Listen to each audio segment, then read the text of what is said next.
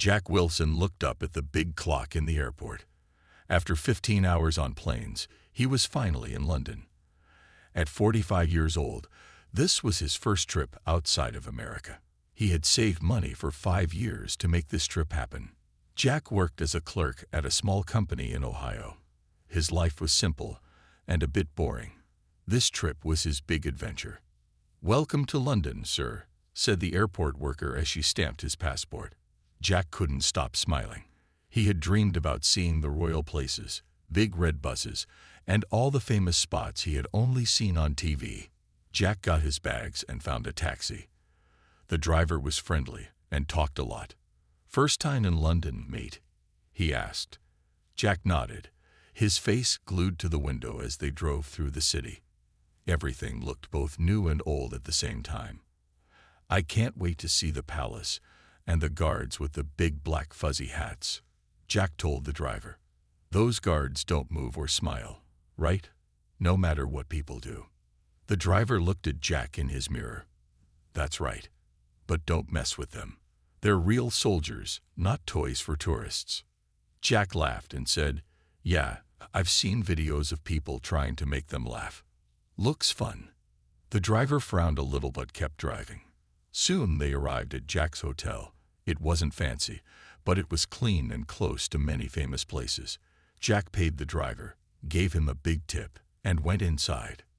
In his small room, Jack opened his suitcase and took out his camera, his phone, and a small American flag. He also had a list of places he wanted to see. At the top of his list, Buckingham Palace and the changing of the guard. That night, Jack could not sleep. He was too excited. He kept thinking about all the pictures he would take. Jack checked his social media. He had told all his friends he would post cool pictures every day. "I need to get better pictures than Bob did on his trip," he thought. His friend Bob had gone to London last year and got many likes for his photos. The next morning, Jack woke up early. He ate a quick breakfast at the hotel and then set out. The day was sunny but cool. Jack wore his bright white sneakers, blue jeans, and a t-shirt with the American flag on it. He also wore a baseball cap that said USA in big letters. Jack walked for a while, stopping often to take pictures of everything. He saw red phone booths, double-decker buses, and people driving on the wrong side of the road.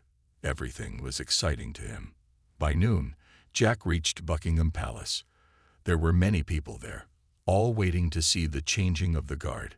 Jack pushed his way through the crowd, trying to get closer. There was a rope keeping people back, and signs that said, "Do not cross," and "Respect the guard's space."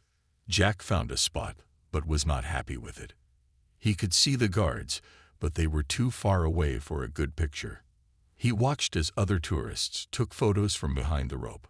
Some were making funny faces, hoping the guards would react. But the guards just stood there, still as statues in their red coats and big black hats. "This won't do," Jack thought. "I came all this way. I need better pictures than this." Jack looked around. There were police and workers watching the crowd, but they were busy with a large group of school children. Jack saw his chance. He could slip under the rope when no one was looking. He would be quick, just go up to a guard, take a few close-up pictures, maybe try to make him smile, and then come back. What's the worst that could happen? Jack thought as he made his plan. Those guards never move anyway. Little did Jack know that his simple plan would lead to big trouble and a lesson he would never forget. Jack waited for the right moment. His heart beat fast as he watched the police help a lost child. This was his chance. He looked around one more time, then quickly bent down and slipped under the rope. No one stopped him. He was now in the off-limits area. Jack felt a rush of excitement.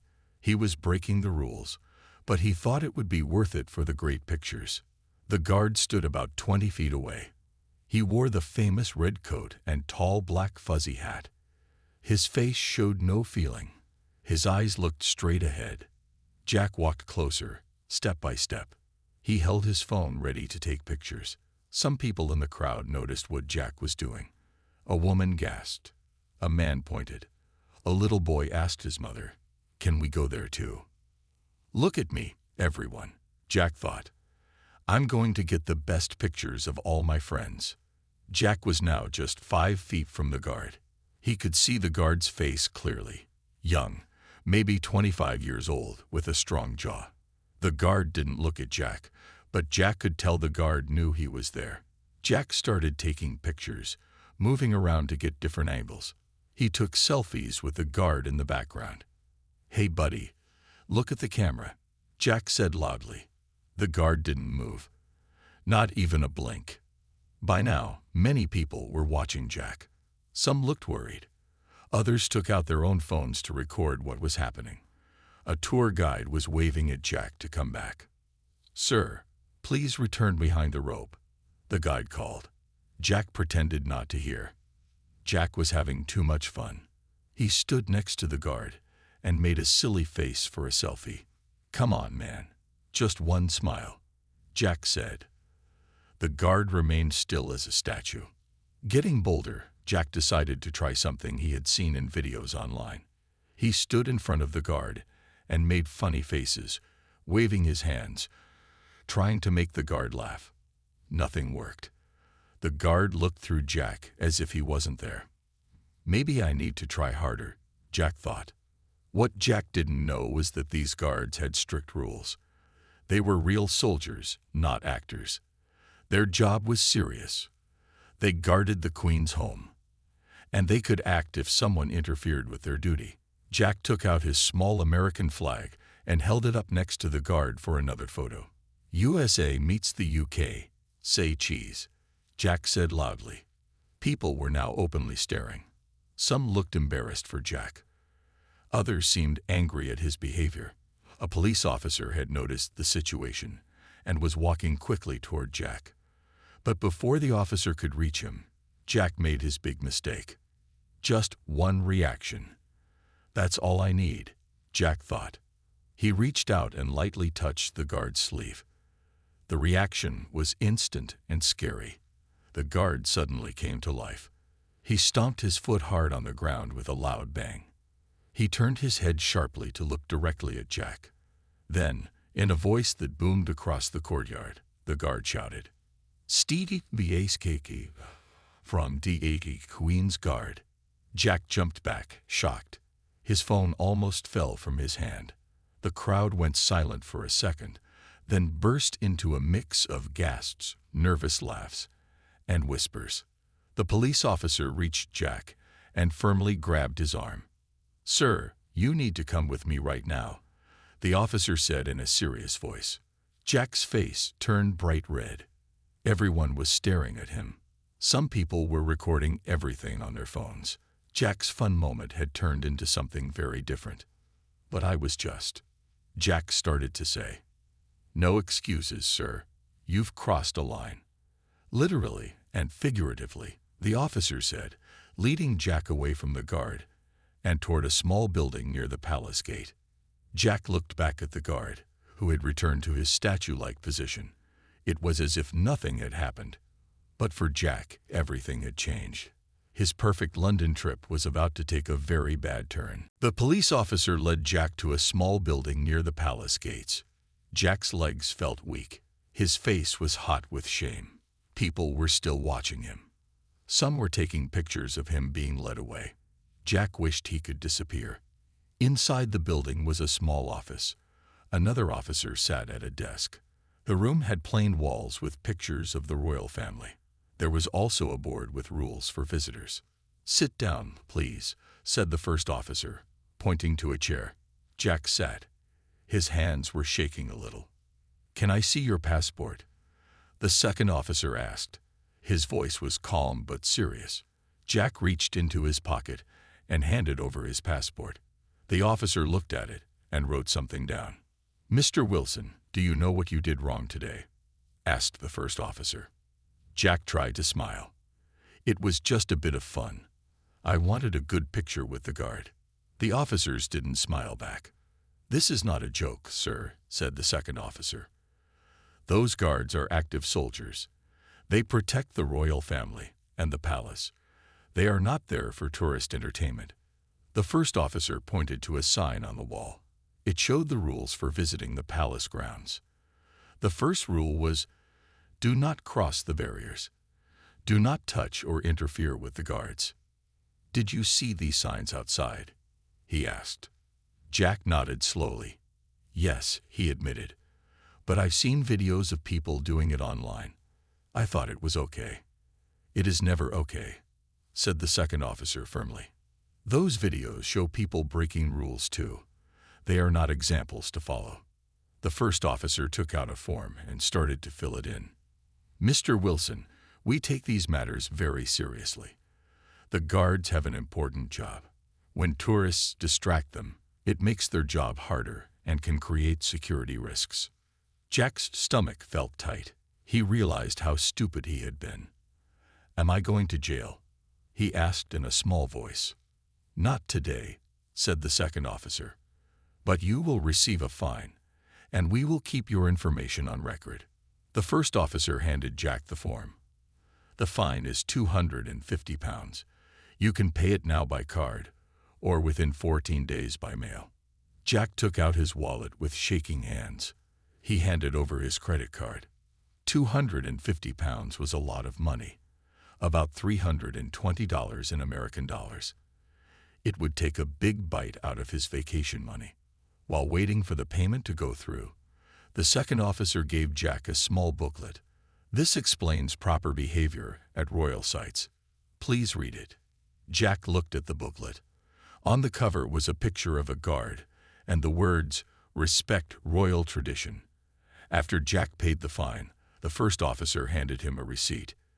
You're free to go, Mr. Wilson, but please follow the rules from now on. Jack stood up, feeling very small. I'm sorry, he said. I didn't mean any harm. Many don't, said the second officer. But intentions don't matter. Actions do. The first officer walked Jack to the door. You can still enjoy London, Mr. Wilson. Just remember to show respect for our customs and rules. Jack nodded and walked out. The bright sunlight made him squint. Some tourists were still looking at him and whispering. Jack put his head down and walked quickly away from the palace. His perfect day was ruined. He had lost money and felt very embarrassed. But Jack didn't know that his troubles were just beginning.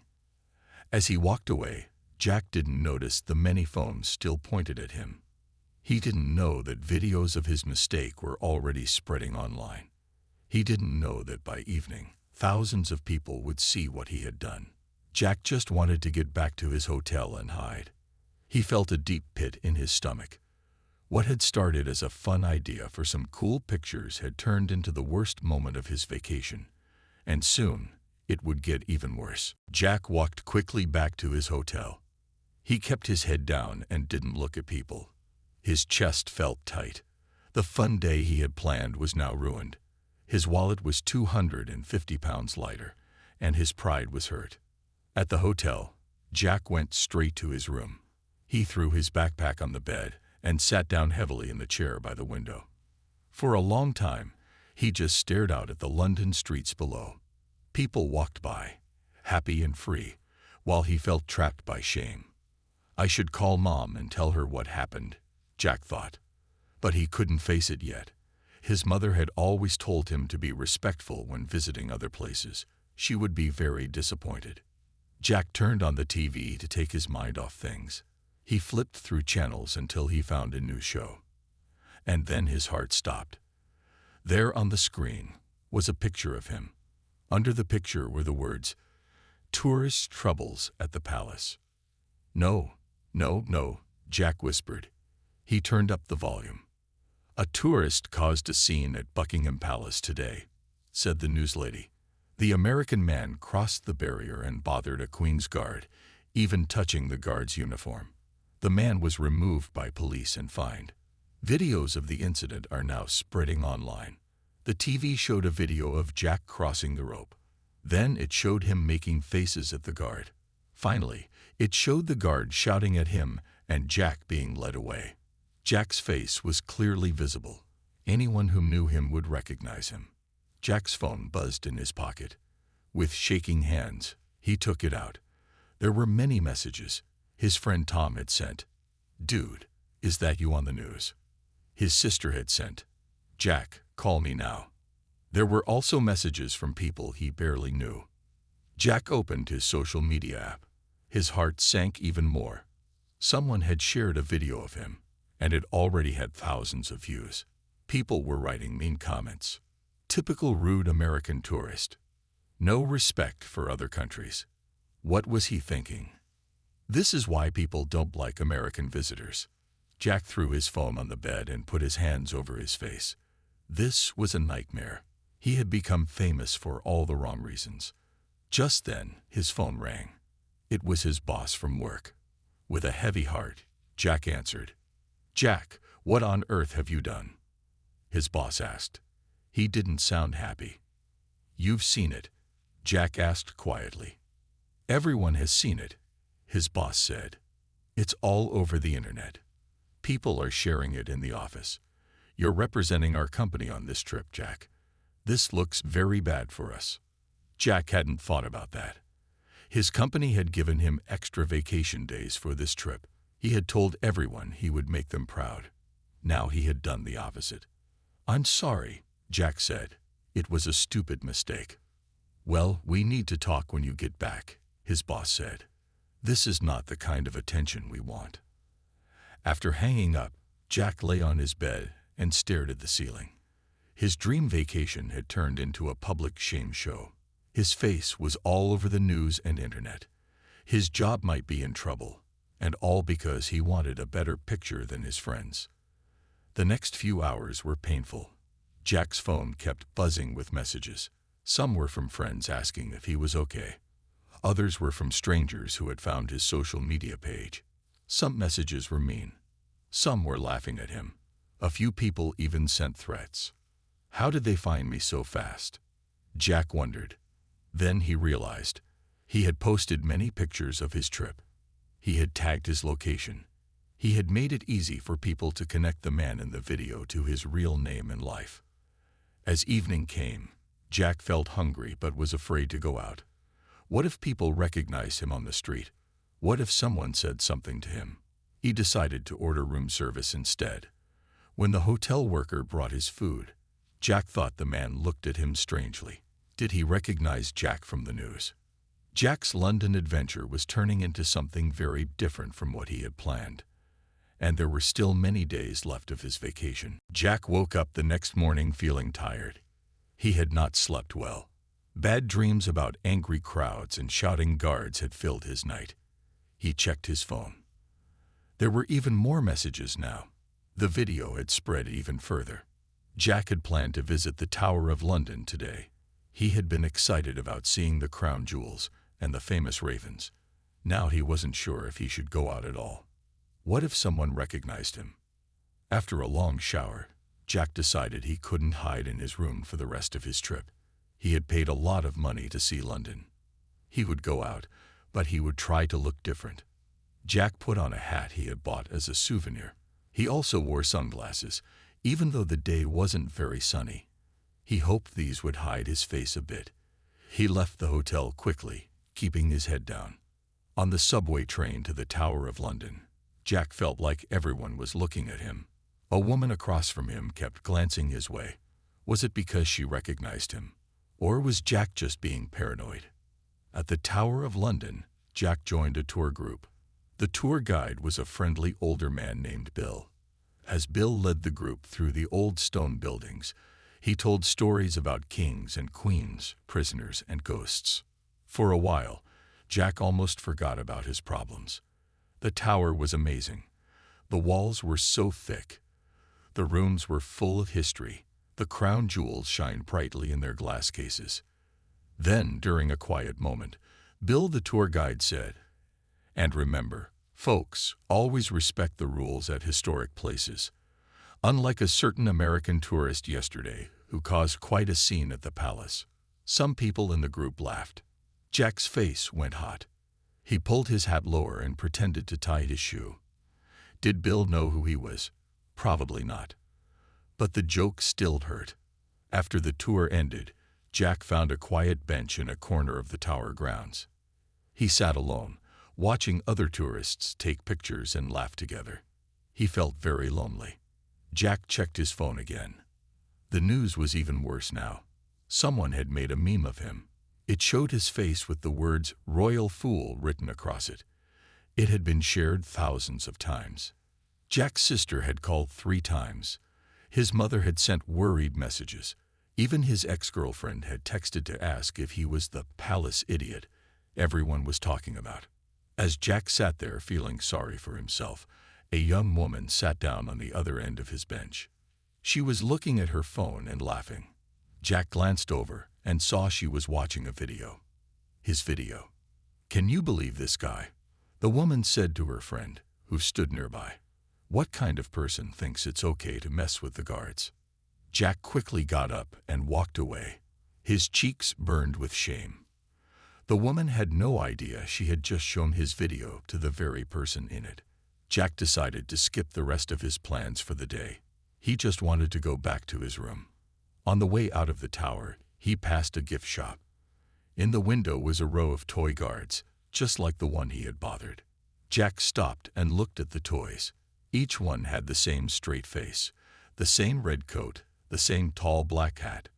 But now, instead of seeing them as funny toys to play with, Jack saw them differently. They represented something important. They stood for tradition, duty, and respect. All the things Jack had ignored. A British family stood next to Jack, also looking at the display. The father was explaining to his young son, "Those guards protect the Queen and the royal places. Their job goes back hundreds of years. We must always show them respect." The little boy nodded seriously. "I would never bother them," he said. Jack felt a new wave of shame wash over him. Even a small child understood what Jack had failed to understand. Jack walked away from the gift shop with his head down, thinking hard about what he had done and what it meant. That night, Jack sat in his hotel room feeling worse than ever. He had ordered food again, too afraid to eat in the hotel dining room. The TV was on, but Jack wasn't really watching it. He was thinking about everything that had happened. His phone rang. It was his mother calling from Ohio. Jack almost didn't answer, but he knew he had to face her sooner or later. He pressed the green button. "Jack Wilson, what were you thinking?" His mother's voice was loud and upset. "Your face is all over the internet." "I know, Mom," Jack said quietly. "I made a big mistake. Your Uncle Pete saw you on the national news." "The national news, Jack?" His mother's voice shook. "He called me right away." I almost didn't believe him. Jack closed his eyes. This was even worse than he thought. The story had reached American news now. Everyone back home would know. "I'm sorry, Mom," Jack said. "I wasn't thinking." His mother was quiet for a moment. Then her voice softened. "Jack, you're 45 years old. You should know better. Your father and I raised you to respect other people's ways." Jack felt a lump in his throat. His father had passed away 3 years ago. Dad would have been so disappointed in him. "I know, Mom. I was stupid. I was trying to get good pictures to show everyone. I wanted to look cool on social media." "Well, you certainly got attention," his mother said, "but not the kind anyone wants." After talking with his mother for a while longer, Jack hung up. He felt both better and worse. It was good to talk to someone who loved him, but his mother's disappointment hurt. Jack opened his laptop. He had been avoiding looking at the news, but now he wanted to see how bad it was. He typed "American tourist Buckingham Palace" into the search box. There were so many results. News stories, videos, social media posts. One headline read, "Ugly American. Tourist harasses Queen's Guard." Another said, "Palace pest gets what he deserves." A travel website had even written an article called "How Not to Behave Abroad," a lesson from the Buckingham Palace incident. Jack read some of the comments people had written. Many were very mean. "This guy is why everyone hates American tourists. What an idiot. No respect at all. They should have locked him up." But then Jack noticed something else. There were other comments too. We all make mistakes. Hope he learned his lesson. I feel kind of bad for him. The internet pile-on seems worse than what he did. I'm American and I apologize for this guy. Most of us aren't like that. Jack was surprised. Not everyone was attacking him. Some people showed understanding. It made Jack think about how he would have reacted if he had seen someone else do what he did. Jack closed his laptop and looked out the window at the London night. Lights twinkled across the city. People were out having fun, enjoying their evenings. Jack still had 5 more days of his vacation left. He could stay in his room and hide, or he could try to make the best of it. Jack thought about the little boy at the Tower of London gift shop, the boy who knew to respect the guards. Jack thought about his father, who had always taught him to admit his mistakes and try to make things right. I need to do something, Jack said to himself. I can't change what happened, but maybe I can show I'm sorry. Jack took out a piece of the hotel's notepaper and a pen. At the top he wrote, "To the Royal Guard Regiment." He didn't know if this was the right name, but he would ask the hotel staff in the morning. Jack began to write an apology letter. He wrote slowly, choosing his words carefully. This wouldn't fix everything, but it was a start. As he wrote, Jack felt something changing inside him. The shame was still there, but something else was growing too. Something that felt a little like hope. The next morning, Jack woke up feeling different. He had finished his apology letter late the night before. After a quick breakfast in his room, he went down to the hotel front desk. A young woman with a friendly smile was working there. "Good morning," Jack said. "I need some help. I want to send a letter to the Royal Guard Regiment. Do you know where I should send it?" The woman looked at Jack closely. Her eyes widened a little. "Are you the American from the news? The one who?" She stopped, looking embarrassed. Jack's face got hot, but he nodded. "Yes, that's me. I made a big mistake, and I want to say sorry." The woman's face softened. "That's very good of you, sir. Let me check the right address." She typed on her computer. After a minute, she wrote something on a piece of paper and handed it to Jack. "Here you go. You can post it from the mailbox just outside." "Thank you," Jack said. He took the paper and walked to the mailbox. His hand shook a little as he dropped the letter in. Would anyone even read it? Would it make any difference? Jack didn't know, but it felt good to try. After mailing the letter, Jack decided to do something else. He had been hiding for 2 days now. That wasn't helping anything. Jack pulled out his phone and opened his social media page. He started typing a public post. "To everyone who has seen the video of me at Buckingham Palace, I was wrong. What I did was disrespectful to the Guard, to the royal family, and to British people. I am sorry. There is no excuse. I have learned an important lesson about respecting other countries and their traditions. I hope others can learn from my mistake." Jack's finger hovered over the post button. Was this a good idea? People might leave more mean comments, but Jack knew he needed to own up to what he did. He pressed the button. Then Jack did something else brave. He went on a walking tour of London. He didn't wear his hat or sunglasses this time. He just went as himself. The tour guide was a smart woman named Sarah who knew a lot about London history. During the tour, a couple from Canada recognized Jack. The man pointed and whispered to his wife. Jack saw them looking. He felt like running away, but instead, he walked over to them. "Yes, I'm the guy from the palace video," Jack said. "I'm very sorry for what I did." The couple seemed surprised that Jack spoke to them. "Well," the man said, "at least you're admitting it. That takes guts." Sarah, the tour guide, had heard this exchange.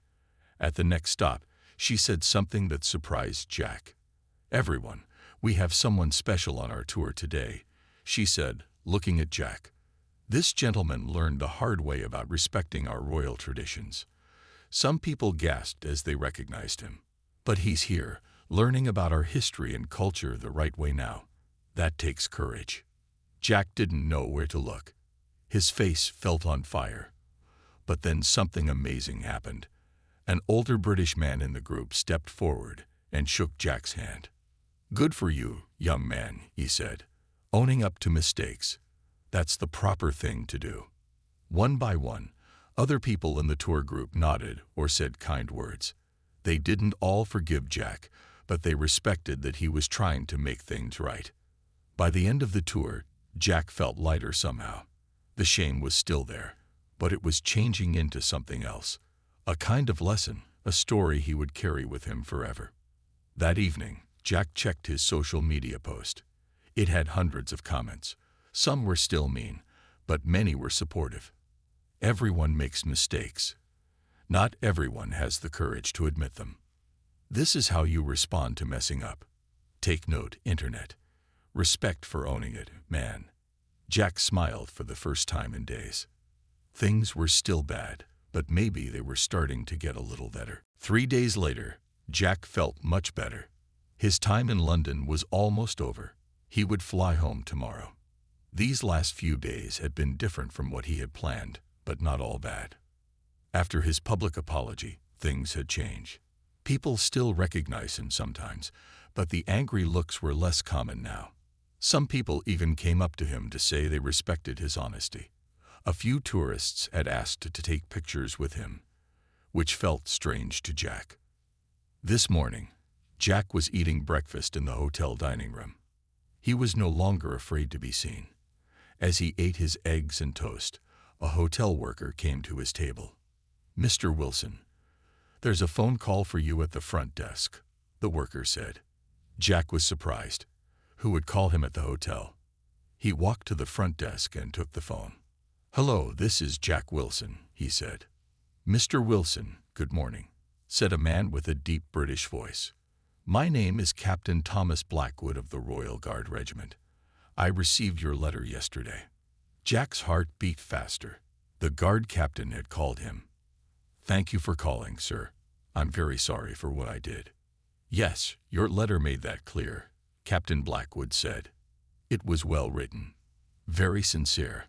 We get many tourists who cross the line, but few who take the time to apologize properly." Jack didn't know what to say. He had not expected this call.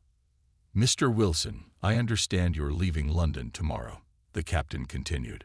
"Before you go, I'd like to invite you to visit Wellington Barracks.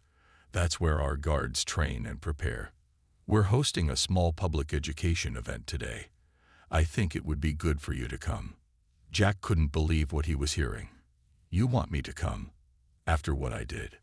"Precisely because of what you did," said Captain Blackwood. "And because of how you've handled it since. The event starts at 2 o'clock. Can you make it?" "Yes, sir. I'll be there," Jack said quickly. At 2 o'clock, Jack arrived at Wellington Barracks. A soldier met him at the gate and led him inside. In a large room, about 30 people were gathered. Most were school children with their teachers. At the front of the room stood Captain Blackwood, a tall man in a perfect uniform. "Welcome, everyone," the captain said. "Today you'll learn about the history and duties of the Queen's Guard."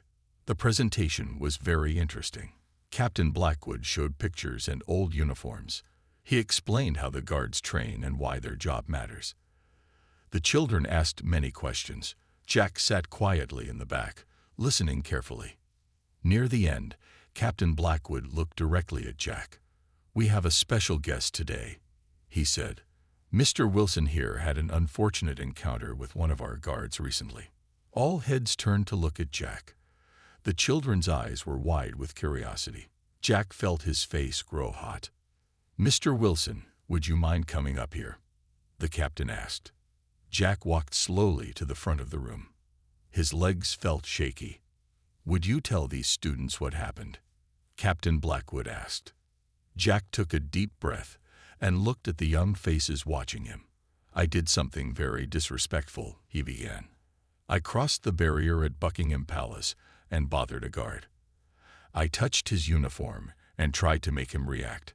I thought it would be funny." The room was very quiet. Everyone was listening. "What happened then?" asked one small boy. "The guard yelled at me to step back. I got in trouble with the police. I had to pay a big fine," Jack said. But the worst part was knowing I had been disrespectful to something important.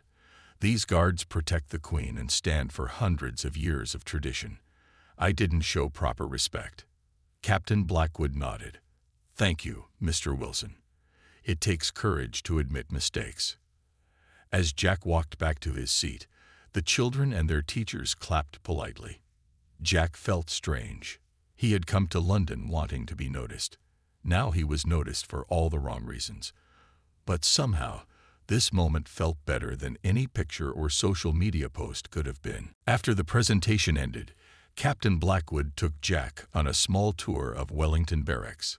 They walked through areas where visitors were allowed. Jack saw pictures of guards from long ago. He saw the special rooms where guards got ready for duty.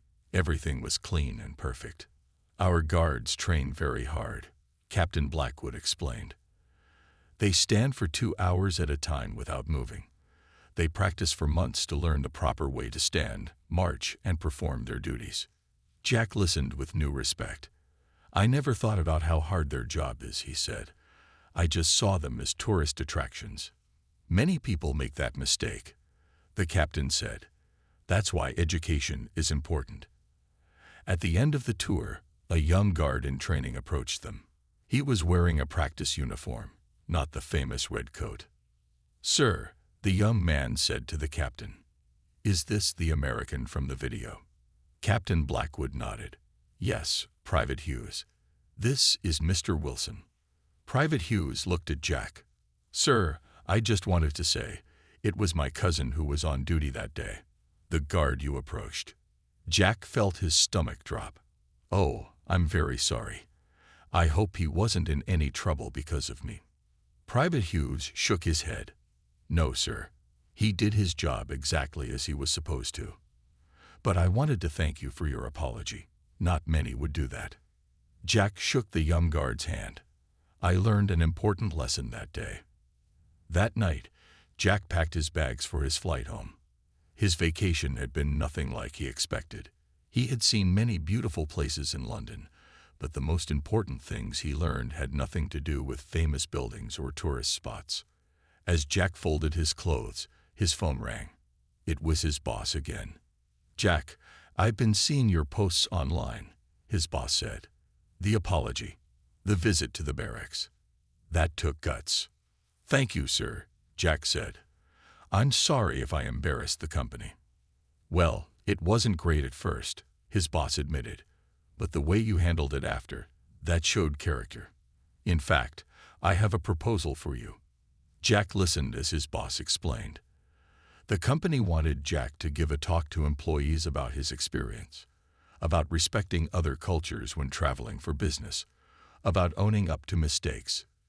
You turned a bad situation into a learning moment, his boss said. That's valuable. The next morning, Jack boarded his plane home. As he settled into his seat, a flight attendant looked at him with surprise. Aren't you the palace guy? She asked quietly. Jack nodded. Yes, that's me. Instead of looking disgusted, she smiled.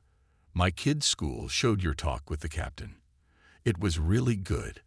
They're using it to teach about cultural respect. Jack was shocked. They recorded that. It's being shared as an educational video, she explained. Didn't you know? Jack hadn't known. He took out his phone before the flight took off and searched online. There it was, a video of him at Wellington Barracks, telling his story to the children. The title was Learning from Mistakes, a lesson in cultural respect. It had thousands of views already. As the plane took off, Jack looked out at London getting smaller below him. This trip had changed him. He came looking for pictures and social media likes. He was going home with something more valuable. 6 months later, Jack sat in a classroom in Ohio. He was speaking to high school students about to go on an international trip. Let me tell you about the biggest mistake I ever made, Jack began. The students leaned forward, interested. Jack showed them the now famous video of his palace incident. I learned 3 important things, Jack told them. First, always respect other cultures and their rules. Second, if you make a mistake, own up to it and apologize sincerely. And third, sometimes your worst moments can become your best teachers. The students clapped when Jack finished. A teacher shook his hand. "Thank you for sharing your story. It's making a real difference." As Jack walked to his car, he smiled. His foolish moment had become a useful lesson for others. The shame had turned into something good. That made all the difference.